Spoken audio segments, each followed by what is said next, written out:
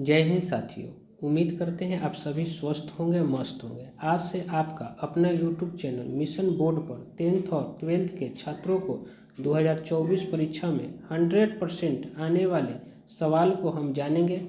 आज हमने 10th exam 2024 में आने वाले फिजिक्स के टॉप 10 प्रश्न देखेंगे, जिसमें कम से कम 6 प्रश्न परीक्षा में जरूर आएंगे। यदि आपने इन प्रश्नों को याद कर लिया तो परीक्षा में इन 10 में से 6 प्रश्न का आना सुनिश्चित है। तो आइए हम बारी बारी से इन प्रश्नों को देखते हैं। पहला प्रश्न है, प्रकाश के प्रवर्तन के कितने नियम हैं? प्रकाश के प्रवर्तन के कितने नियम हैं? आपने पढ़ा होगा कि जब प्रकाश की किरणें पॉलिश की गई चिकनी परते पर पड़ती है तो वह प्रवर्तित होती है, जिसे हम प्रकाश के प्रवर्तन कहते हैं। इसके 2 नियम हैं। उसी प्रकार हमारा दूसरा प्रश्न है, प्रकाश के वर्ण विक्षेपण से आप क्या समझते हैं? प्रकाश के वर्ण विक्षेपण से आप क्या समझते हैं? तो आपने पढ़ा होगा कि श्वेत प्रकाश के 7 रंगों में विभक्त होने की प्रक्रिया को हम प्रकाश का वर्ण विक्षेपण कहते हैं। तीसरा प्रश्न है, ओम के नियम को लिखें तथा उसे हम सत्यापित करें। आपने पढ़ा होगा कि ओम का नियम आपने पढ़ा होगा। इसकी खोज जॉर्ज साइमन ओम ने किया था, जिसमें धारा तथा प्रतिरोध के बीच को संबंध स्थापित किया जाता है। उसी प्रकार आज का हमारा चौथा प्रश्न है कि ओम के कितने नियम हैं? दोबारा इस प्रश्न आ चुका है।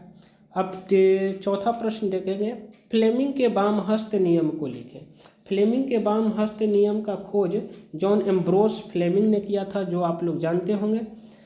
तो आप लोग इस क्वेश्चन को रट लीजिएगा, 100% आने की संभावना है। आज हमारा छठा प्रश्न है, सरल सूक्ष्मदर्शी के बनावट और कार्य को लिखें। सरल सूक्ष्मदर्शी जो होता है उसके बनावट के बारे में लिखना है। हम आपको बता दें कि सरल सूक्ष्मदर्शी की खोज जकारियास जॉनसन ने किया था। सरल सूक्ष्मदर्शी का खोज जकारिया जॉनसन ने किया था। जकारिया जॉनसन ने किया था। आज का हमारा 7वां प्रश्न है, जीवाश्म ईंधन से आप क्या समझते हैं? जीवाश्म ईंधन क्या है, इसके 2 उदाहरण दें। 8वां प्रश्न है, विद्युत विभव क्या है, इसके एसआई मात्रक लिखें। विद्युत विभव